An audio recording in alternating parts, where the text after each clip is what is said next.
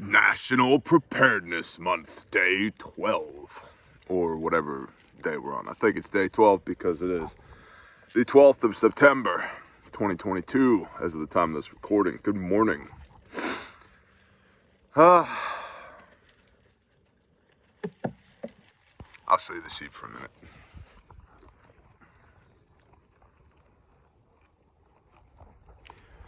We were talking the other day about situational awareness and the ability to pay attention. And a big part of that is being immersed in your environment to know what is normal and what is abnormal, right? You have to have a benchmark in order to judge from. And the point of this video, too long didn't read version, is statistically, what we know of as normal right now has been, according to most metrics, the greatest period in human existence. My brother saw Survival Applications and Weapons Systems, a channel that you should be subscribed to. If you're not, shame on you. Go. Survival Applications and Weapons Systems. SAWS. My brother Saw likes to say, as he's drinking his ice water, Pharaoh never had it so good. Okay? Pharaoh, the king of Egypt, never had it so good. He never had ice water. I'm talking to you on an iPhone that has more computing power than what Ronald Reagan had to run the free world. We have to be careful here with our preparedness mindset that we don't become whiny little wussies. The sky's falling. 2/4 of negative GDP. It's literally the end of the world as we know it. It might be. Now, don't get me wrong. It might be. It might be the first indicators of that. It might also be that we're so damn spoiled that 2/4 of negative GDP make it feel like the end of the world as we know it. Now, this too shall pass, right? Nations rise and fall. Economies rise and fall. These things are cyclical. For everything, there is a season. Turn the water hose off. Okay, I will. Thank you. Water bins are full. And by when I say for everything there's a season, I'm not quoting some bad song. I'm quoting Ecclesiastes from the Bible. Yeah, King Solomon. Nations rise and fall. That's why, some of y'all got a little pissy when I made it quite clear to you, I don't care that the queen has died. Now long live the king. I don't care. I don't care about the president of the United States of America. You want me to care about some monarch halfway across the world whom we revolted from almost 250 years ago? I don't care. I don't care, because these systems are going to rise and fall. My goal is to be as independent, thus the name Bear Independent, as independent from these broken, fragile systems as possible. So, back to normalcy, because essentially what we're talking about here is normalcy bias. Things have been so good, so easy for most of us. And I can see the furious emotional comments being typed out right now. I've got one leg and I live in an RV camper that doesn't have a roof on it, and it's just me and my 3 piglets running around in here. What do you mean I got an easy life? I'm on SSI and I can only buy 1.5 packs of Newport and Virginia Slims a day. Also, to be clear, I don't care about that either. Life is what you make it. Play the cards you have been dealt. Things have been historically easy for us. There's been a high amount of velocity with our money. There's been relative peace and stability. Yes, relative. I know. What about the global war on terror and 9/11? Relative. Nations used to wipe each other off the face of the earth with bows and spears and swords regularly. Like, when was the last time an invading army of, I don't know, even just 100,000 with bows and swords and spears and horses and chariots showed up and killed all of the men in your town, and then raped all of the women, and either killed or enslaved all of the children?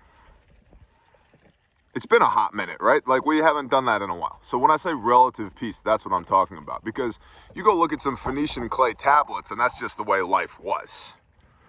right? We've had relative freedom of movement, relative economic stability, relative peace.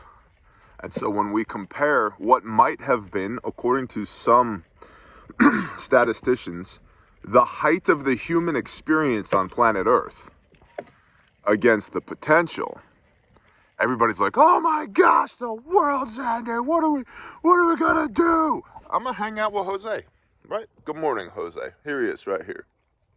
Come here.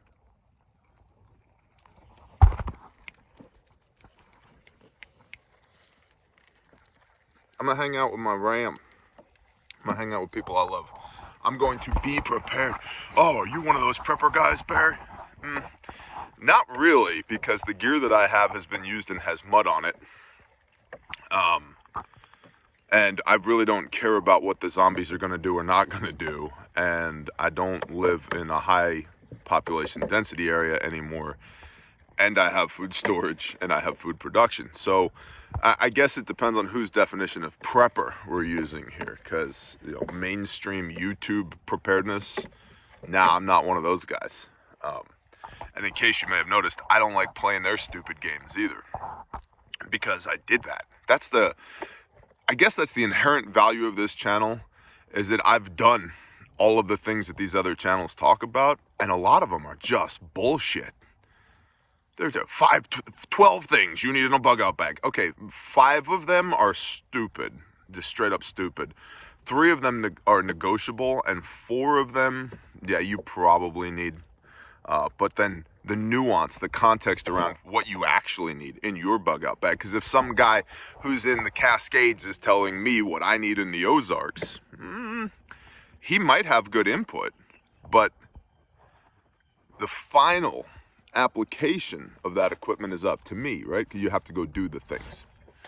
So this normalcy bias that we get with preparedness, that we have experienced, all of us, whether we like it or not. I don't like the system, and I still have to admit, statistically, or at least according to the numbers that the system will give us, things have been pretty damn good. Like, pretty damn good. Like, nobody's trying to kill me right now, actively. Maybe, passively. I see you out there, weirdos. Maybe passively. But nobody's shooting at me right now. Praise the Father, my house isn't on fire. There's still some fuel in my pickup truck. I've got some food. We've got all these things, right? And so on the one hand, yes, the window of opportunity to become prepared is closing. On the other hand, even if the big they, are they evil? Yes, they're terrible human beings. They might even be iguanas. They might be lizard people, or tarantulas, as one of you pointed out in the comments recently. Maybe. They might be horrendous human beings. But how much does that matter when I'm in a hayfield? About this much. About as much as I let it matter. Right? And that gets back to acting on the local level. When I say local, I think a lot of you guys think like, City Hall and, PTA meetings. And that's not a bad place to start. But when I say local, I mean here.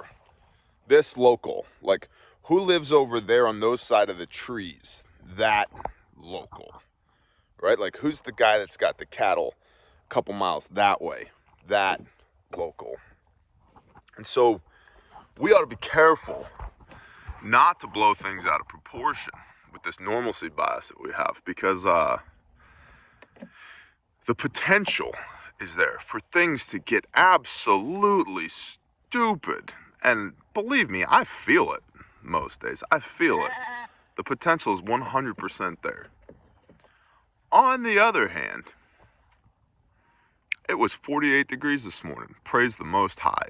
This is a non-ironic toboggan cap. This is a non-ironic hoodie. I love it. 48 degrees. The weather's turning. It's going to be butchering season pretty soon, and I'm going to eat a bunch of those dumbasses right there that are turning this grass into meat. Right? And I get to hang out with my people. I had the first fire of the season yesterday. I got to sit around that fire with more than a half a dozen of my friends and just hang out and talk. Life is what you make it. And so if you focus on all the negativity and you get breathless, Did you see that King Charles, now his best friend is Klaus Schwab, and King Charles said that it's going to take a worldwide military effort to enforce the new monetary system with the World Economic... Yeah, I saw that. I 100% saw that. I saw that. They are good at operating systems. The systems aren't so good for us little people, but again, could we argue that they're not so good? We're all existing in it right now. It's got its ups, it's got its downs. I'm not, for example, systemically, I'm not for the wholesale slaughtering of the unborn. I don't like that facet of the system at all. Not a fan. I also like the fact that I can take a little piece of plastic and I can slide it into a computer out front of a gas station, and gasoline will come out of the ground and into my truck. Like that. That the ancients would consider that a miracle. A miracle. Christopher Columbus. He knew that there was a solar eclipse coming, and he was like, hey guys, you can FAFO, but I'll just let you know, the gods are on my side. Tomorrow I will darken the sky. Solar eclipse. And all the native peoples were like, whoa, bro. Whoa. Because dude knew that there was a solar eclipse coming. And we want to complain about heating, ventilation, air conditioning, refrigeration, international supply chains. Just the fact that you can put your key in your vehicle and turn it and it starts, right? Like, we need to be careful not to become whiners, even as we see the system falling apart. Back to they, right? They are going to make a new system. The more resilient you are now, the better you can weather the storm, the transitory period between the current system and the new one, the more influence you're going to be able to bring to bear as to what the new system looks like. But if you're highly dependent upon the handouts of the system, however you quantify that, you don't have a whole lot of input as to what the new system is going to look like. I also 100% realize, I'm on 1 cup of coffee this morning without some real talking points, that this has been a bit of a bird walk, theoretical ramblings of bear early in the morning. And I'm okay with that. The point here is, check your normalcy bias. All of us. Because in the doing of that, you're going to reinforce your convictions, and you might find some blind spots in your thought process. Y'all know me. You know I'm preparing. It's obvious. If you're paying any bit of attention, it's obvious I'm preparing and have been preparing for longer than I've had a wife and children. A long time. I think the system's going to go away. I think it has the real potential to get ugly. Deeds, not words. What am I doing? Lots of stuff. That being said, it could just be rough economically for the next few years, and then everything's wonderful again. Who knows? I don't know. But I know that I want to eat my sheep regardless of what happens. I know I want to hang out with people that I love regardless of what happens. I know I want to raise my children in the way that they should go so they do not depart from it when they are older, regardless of what happens. I know I want to do meaningful work that puts a smile on my father's face, regardless of what happens. So, do that. Identify those key things. And if there's overlap between currently fulfilling your sense of purpose now and being useful when the world ends, bro, focus on that. That Venn diagram for you is where you'll find success in this preparedness journey. Just don't be so quick. All of us, me included, don't be so quick to be like, the sky is falling, the world is ending. Have you seen what Yeah, we saw it. All of us, we've seen it. A lot of us are burnt out about it. Got it. Cool. The King of England currently has zero impact on whether or not I'm going to eat one of these juvenile males in this flock within the next week. You see my point? I hope you do. I appreciate y'all. National Preparedness Month, Day 12. Bless y'all. Shalom.